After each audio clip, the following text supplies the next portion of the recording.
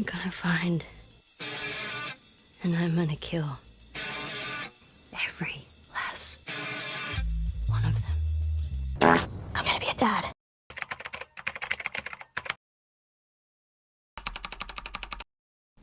So I really enjoyed season 1 of The Last of Us. Sure, there were a few things that could have been done better, but overall, I think it was a very faithful adaptation of the game. I went into watching season 2 with the same expectations.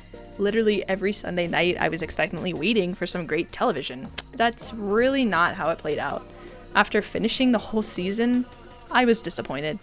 I did want to add, there's going to be no Bella Ramsey slander here. I think they're a great actor. They did the best they could with this season. They did a great job in season 1, but ultimately it was the writing that completely nuked Ellie.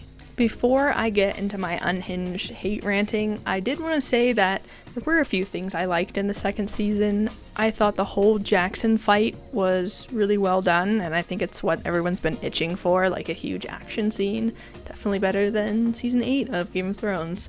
I thought how they did the flashback episode and leading up to how Ellie found out about the Fireflies and what Joel did, and also their relationship, I think it was pretty well done for television. What do you call Grizzly's ribs? Barbecue. Oh, brother, this guy stinks! I feel like what really ruined this season was what I've seen happen to a lot of adaptations and remakes recently. It seems as though the studios are so afraid of making the characters unlikable, they just either ruin the character or change them entirely, which in turn messes up the whole story. They seem to want to make everything as palatable as possible to the most people as possible, and it just ends up turning into boring slop or something that just gets played in the background when everyone's on their phones. When I say this season gave me whiplash, I truly meant it. In trying to make Ellie more likable, they seemingly continued her goofball character after Joel dies in honestly inappropriate moments, only to swing the other way to try and make a one-to-one recreation of her violent or somber scenes. I saw someone put a laugh track on the scene where Dina is showing Ellie the map, and it doesn't feel wrong. Ta-da! What? Lights. Hey.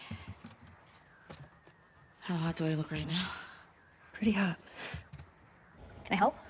No. Why? Because I'm stupid? That's not the word I would use. How'd you fix it? It was a loose connection. Antenna. I'm triangulating. Do you know how that works? Yes. With triangles. Where's 14? Not 100% sure. Okay, then guess.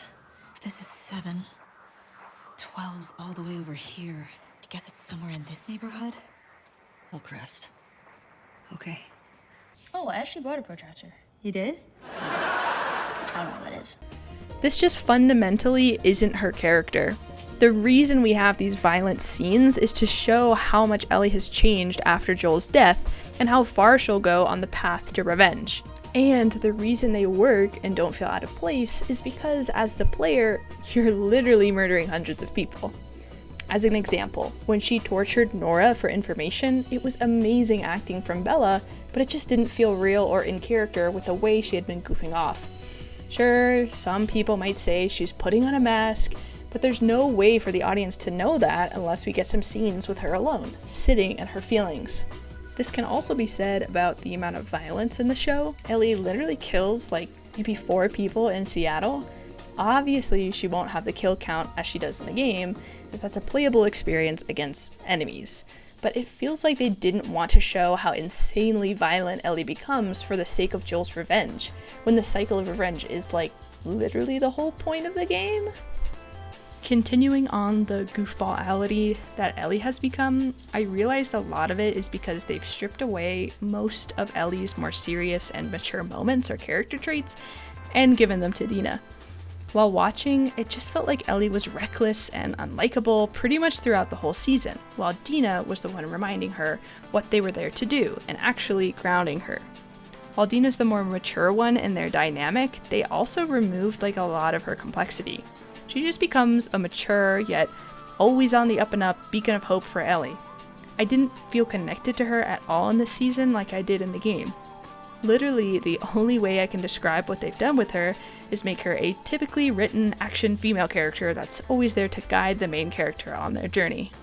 I feel like this transitions into a confusing mess of what Ellie's motivations are. They've written her to be closer to her 14-year-old self than the violent and cold person she becomes after Joel's death. She feels so reckless in this adaptation. There were so many scenes where it felt like she didn't take the mission seriously, even that Dina cared more about continuing on, but then out of nowhere she blows everyone off to go after Nora and Abby. In the first few episodes, she also just acts like a little shit. So much less maturity and grit on things that should be taken seriously, but then doesn't change, even after post-Joel death. I feel like in the game, yes, Ellie is reckless, but it's in character and almost expected as we've built up how tunnel vision she is and how many people she'll kill just to get a scent of the trail on Abby. In the show, it just feels so reckless. As we thought she was going back to Jackson or taking care of Dina, now she's hot on the trail for Abby. There's just so much of a difference between first game Ellie and second game Ellie post-Joel death. But that line is just blurred in this second season. In part 2, with all of the flashbacks, there's a jarring sense of nostalgia of who Ellie was when she was with Joel. Obviously, she gets a little more angsty as a teen and has some resentment towards Joel after the Firefly reveal, but it's still a sad reminder of how free she was. In contrast to now, how stuck on the path of revenge she is, and how she will stop at nothing to find Abby and her crew. Just how much of a person can be lost due to the cycle of revenge and violence. You actually are pretty handsome. There were a few scenes that I can think of that stuck out like a sore thumb of dialogue dump with nothing engaging happening. I mean, I'm a staunch believer in getting off that damn phone and paying attention to some art, but god damn, these scenes were so boring. I was tempted to pick up my phone. That's exactly what you want to avoid while making a show. But at the same time, it also seemed like this show has fallen into the trap of explaining things the audience already knows multiple times because they assume everyone is already on their phone while watching, so they need to be reminded. I just feel like we're at a sad state of cinema at the moment, but let me get back to it. The first scene I can think of was the opening of season 2 with the Firefly's death.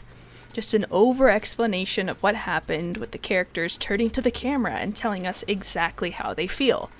I feel like this could have been closer to the game, with the traumatic past of Abby and the backstory of who she is sprinkled throughout, eventually building the mystery and reveal of who she is and why she's seeking revenge. It wasn't necessarily a bad scene, I just feel like it could have been done better.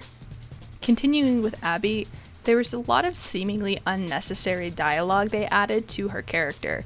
From the dream sequence, yelling at herself, to the villain monologue with Joel, and calling him handsome. I'm really not sure what they were trying to do here. It almost seemed like they were trying to make her more likable, as there was so much Abby hate when the game came out. I'm honestly a Joel, Ellie, and kind of Abby defender, so I'm not a fan of what they've done with both of them just to make them seem more likable. Like I said previously, to me, this story is about the human experience in an apocalypse setting and the lengths at which some humans will go to avenge someone or something, by eventually losing sight of their humanity. And through that, the cycle of revenge, and how each action just continually feeds into the cycle, condemning it to repeat over and over. It's a depressing as shit story, but compelling nonetheless. By making the characters more likable, and therefore dumbing down the story, it just takes everything out that compelled me to this story in the first place, and becomes a snore fest.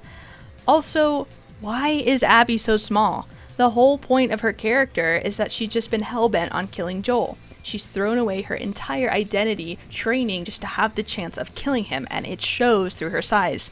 By making her smaller, it's just feeding into the trying to please everyone theme that we have going on, while honestly diminishing the strides that the second game maybe was trying to accomplish, that women come in different sizes, and being buff doesn't make her any less of a woman. It makes her less of a person. The town hall scene. That was painful. I felt like we already knew Ellie was on the quest for revenge and were waiting for the council to vote. Then we had characters we've barely met explaining why or why not they support Ellie's trek for revenge. We could have had some mention of a town hall on this topic throughout the episode, with the eventual scene of setup and voting from the council. Then an Ellie monologue. The entire scene just seemed like they had to recap everything that happened, tell us exactly what was going on, then shove more exposition and monologue down our throats before getting to a more engaging scene. The spores scene. That was literally the most boring of all. I honestly feel like this is a scene you would show an introduction to screenwriting class exactly what not to do.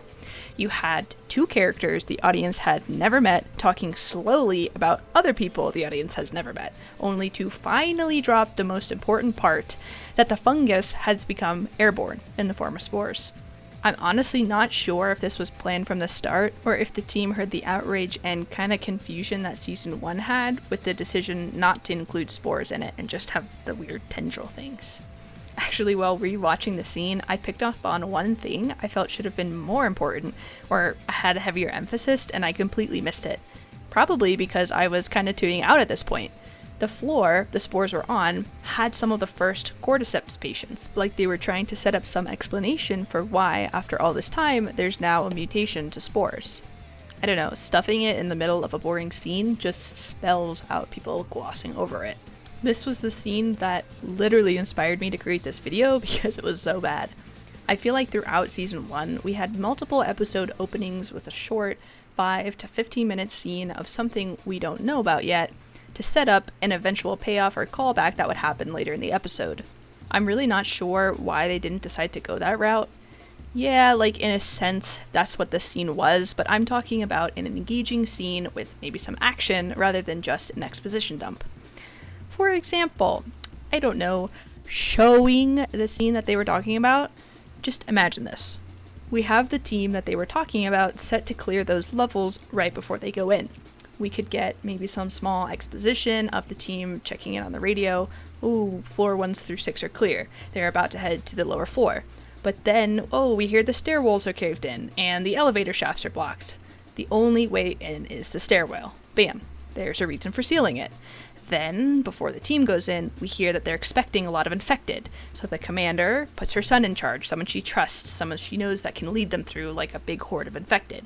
We see them share a good luck or like I love you mom, something to show that these two are mother and son, and a reason to care about them even just a little. The rest of the scene shows them clearing that lower floor. They call back on the radio, there's nothing here, not even rats. Bam, Rat King setup. They clear the floor successfully and state that they're going to go to the even lower floor. It's creepy, but there's nothing unusual yet. They start seeing more and more infected, basically having the Ellie scene coming across the spores to happen like right now. I bet that's why they didn't show it, because they wanted a dramatic reveal later in the episode with Ellie. Whatever. So now the tension is building. It's getting creepy. Maybe the team seems to be having trouble breathing. We don't even need to reveal the whole thing. Like, it can all just be camera angle tight on their faces, maybe show a reflection in someone's glasses, so we can still have that dramatic reveal later if they still want to do that with Ellie. But anyway, through that, we finally have the team, or even just the son, discover that it's in the air, it's spores, and we have him radio back to his mom. It's in the air. They have like a very short, emotional scene, and then he can say, like, seal us in. I feel like that's way more compelling than just two people talking about what happened. You're gay, I'm not. I truly feel like they messed up with progressing Ellie and Dina's relationship. In the game, after they have their dancing scene and they kiss, the next relationship scene we have with them is in Eugene's farm. We get such a cheeky and flirty tension between them discussing the kiss that then leads them to actually getting together. From there, their relationship has this natural build throughout the rest of the game. In the show, everything just seems out of order or completely misrepresented. The first scene with Ellie and Dina on the horses, I just can't. That was such bad writing. I'm not even sure why it seems like every single time some guy writes a gay character, them being gay has to be discussed, like verbally discussed to the audience. It just literally feels like a kindergartner writing, oh, are you gay? Oh, cool. Oh, why are you gay? Oh, tell me about how you're gay. Oh, you're gay. It's like, it's just not how humans speak. Nobody talks like that. And then they tried to edit, cut, and paste the farm scene, which I feel like was the worst part of this entire show. That scene is pivotal to the beginning of Ellie and Dina's relationship and plays a part in what I believe Ellie's guilt is about Joel dying. She wasn't there when Joel's whole events were taking place, when he was dying. I mean, she eventually got there, but, she was messing around with Dina when it was happening. I feel like at the end of the day, I can brush past that they changed that. I've heard arguments that, having that scene and then immediately after having Joel's death would just kind of be a little too much, and I get it. In the game, you kind of have a playable scene, almost like a breath of air before that happens. It's still very dramatic, but I get it. However, they should have just put that scene as it was into the tent scene. I have no idea why they chose to take parts of it, but then not finish the rest of the scene in the tent. That was the perfect opportunity. That whole tent scene just completely butchered all the dialogue from the farm and just set a weird tone for that beginning of their relationship, only to be knocked the fuck out with the theater scene. Oh my god. The whole point of them discussing their kiss at the farm was flirty tension. In the tent, it almost seems like Dina is like bugging Ellie, so Ellie shuts her down with a flat, 6, which Dina's then disappointed at. This adds like hostile tension to what was supposed to be flirty and just puts a bad taste in my mouth. Again, we have kindergarten writing with Dina's, You're gay, I'm not. There was no reason not to keep that flirty tension between them in the tent scene.